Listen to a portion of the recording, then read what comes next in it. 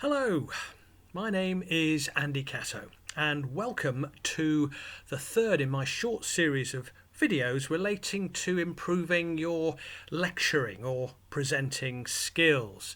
Doing these on behalf of the City of London Guide Lecturers Association. Today I want to talk a little bit about nerves. Now, if I was to ask you, if you're watching, to put your hand up if you get a little bit nervous before doing a lecture or a presentation, my guess is a lot of you, including me, would put your hand up. And of course, that's a good thing. I would be personally very worried if I didn't get a little bit of nerves, a little bit of that adrenaline hit, that energy ahead of doing a lecture or a presentation. That helps you. It energizes you. What's not so good is if those nerves start to become a little bit overwhelming and can potentially disrupt your effectiveness. So I want to share one or two thoughts with you, and I'd be interested in hearing from you if you've got your own ideas for what works for you. I'll give you an email address at the end of today's video. So a couple of things, first of all, about physical things you can do. We've touched on these already, so very briefly to remind you, because you get tension if you're typically feeling a bit nervous, you're apprehensive, your muscles start to potentially tense up. This can damage your vocal cords, your ability to articulate clearly, and it can make your gestures a little bit stiff. You can adopt a posture either small or maybe even aggressive, neither of which is terribly helpful. So there are things you can do ahead of time, probably not in front of your audience. Massaging, do you remember we talked about this, the muscles where the jawbones meet, and you just get those really nicely loose. You could gently roll your neck, only gently, be careful of these small bones at the back of the neck. You can scrunch up your face and then relax it, so almost like gurning, and then gently relax. A warmth permeates your face. Or if you want to physically do the whole body, you can stand up and then pretend you are like a rag doll or a puppet, that strings have been cut, and you just collapse. Your hands just roll around freely, no tension. Then you come up. You're all ready to go. So there's physical things you can do before you do a lecture. During the lecture, potentially, well, here am I using a few gestures. Maybe even you can move around a little bit. Now, we said previously, be careful about these becoming distractions from your main message. They can add power and they can release some of that physical tension that's building with a little bit of movement. So think about that. Remember that it's great to have some water, because one of the reactions that can be in your body if you're feeling under threat is your mouth going dry, and that helps. It also gives you a little bit of time to maybe catch your drift again, get your thoughts in order. A totally acceptable thing to do. Another thing you can have around, if you're using perhaps PowerPoint presentation, you have something like this, a clicker that can advance the slides and the like. We'll talk more about these in a later session, but actually the physicality of holding something like this can be very reassuring. Of course, you have permission to hold this because this is an essential tool for doing your lecture, so think about that sort of thing. So there are some stuff you can do beforehand and during to help you handle nerves. One thing you can do is the other technique we mentioned, which was called pause and breathe. So if you're feeling a bit under pressure, maybe you get a challenging question from somebody, you can,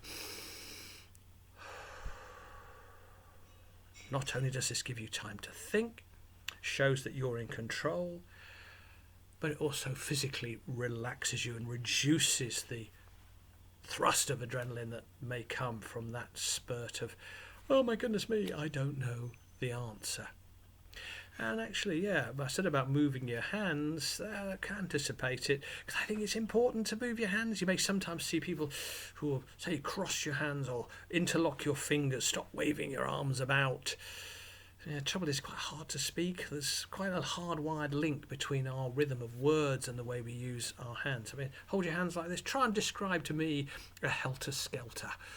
I mean, it isn't going to happen. You need to be able to use your hands. So some physical things. Then I would say another key one, of course I'm going to say this as far as lecturing is concerned, is preparation and practice, those two essential P's. It was said of, I think Churchill did once say, give me 10 minutes, I'll give you a 3-hour speech, but it takes me 3 hours to prepare a 10-minute speech, to be able to focus down and the like. Spend time on preparation. Know your stuff. Inevitably, that is going to make you feel more confident in your ability to deliver an effective lecture, and therefore less likely to be at the mercy of any nerves. So know your stuff. Know also what your audience is likely to be like as far as you can judge that, and potentially anticipate what might be some of the questions that you might be asked. Maybe even think of what's the worst question. I'd hate to be asked that question, and then ask yourself it and see what you would be able to say in response. I think certainly linked with preparation, knowing your stuff, is the practice of being able to run through your lecture, your presentation. I would recommend that you do that properly, as in terms of exactly how you would do it on the day when you're actually giving the lecture to an audience. In other words, with the full physicality, standing up if you're going to be standing up, using the visual aids if you're going to be using visual aids, and saying things out loud. See how it feels, how it sounds up here. What does the movement feel like? Great to run through it sort of in your head. Nothing as valuable as actually practicing it, and more than once or twice maybe. Get some feedback if you can, and see how you're coming across to people. Gives you that extra confidence. If you can, practice in the location you're giving your talk, your lecture, your presentation. Not always possible. Do your research as far as you can. If you can't do that, as to what the situation will be like, how will people be sitting, where are you going to have to make eye contact to, everything to make you feel more in control before you start. Ditto, make sure you have checked, get there early, check your visual aids if you have any. If you are, writing on a flip chart, do the pens work? That basic stuff. Can I see where my notes are if I'm using some? And one little thing on notes, if you're using some script cards or something like that, keep them quite small. Maybe if you're going to hold them in your hand, we'll say more about this another time. But if they're large, like a piece of paper, and you're feeling a bit nervous, they can wobble and rather exaggerate anything like that. So practice if you can. I would also say, like they say some actors, how do you prepare for this part? Sir Ian or whoever. And sometimes people say, I start with the shoes. It's getting into character, it gives you the walk, the feel of the person. But I think making sure you feel well turned out, appropriately turned out for the location and the audience, can help you feel more confident in yourself. We'll say a bit more about clothes and colour and things like that on another occasion. But the final little piece I want to talk about is about your thinking. Remember Shakespeare, I think some of the Greek philosophers, saying, there is nothing in this world so good or bad as my thinking about it makes it so.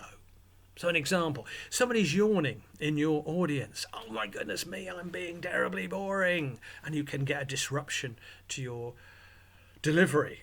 Well, they're probably just tired.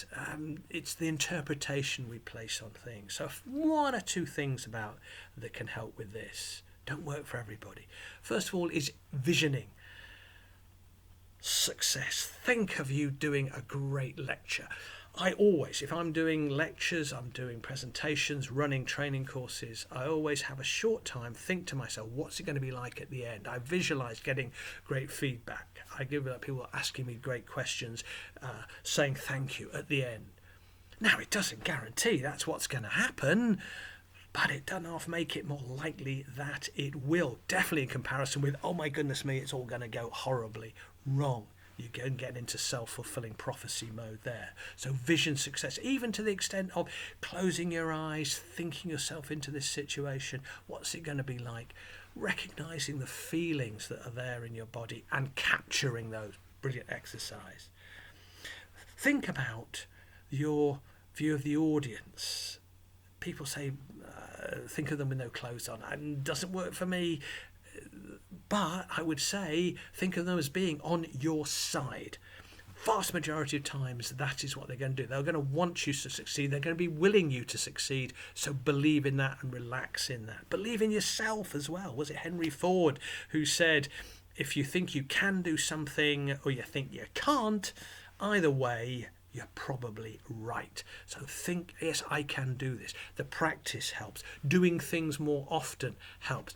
Listening to feedback, especially when it's good feedback, don't neglect that. Help build your self-confidence and your self-esteem in doing lecturing. And remember, it doesn't have to be perfect. I know it's difficult news, isn't it? We're human beings, we're not perfect, but recognise it could be just good enough. People get what they need out of the lecture. Thank you very much. Great. What have I done well? Learn from that, reflect on it. What could I do even better? Take the feedback, take that on board, use it constructively. Yeah. And another final thought is you can almost, if you want to, write down what do you think your worst fear is. It's I'm going to dry up. I'm going to be able to answer a question. I'm going to forget. I shall just, I have no idea what I'm going to say. How likely is that to happen? Write down your ideas for dealing with that situation. My guess is you will very quickly recognise that it's not that bad. What's the worst that can happen? The roof is not going to fall in. The world is not going to end. And how likely is it anyway? How often has this happened really to you? So defeat those sort of gremlins that we can have up here with the facts, as well as doing all the preparation and things that you can do. Anyway, I hope you found this of use. We're going to carry on with another lecture after this, another video, maybe looking at things like structuring a presentation, visual aids, stuff like that. But in the meantime, if you would like to email me with any thoughts you have, any ideas that you find really helpful in handling nerves, I'd love to hear from you, and I'll share them next time. My email address is andy@cattowalks.co.uk. CattoWalks is all one word, CattoWalks.co.uk. So look forward to hearing from you and seeing you again when we do another video on lecturing skills. Bye for now.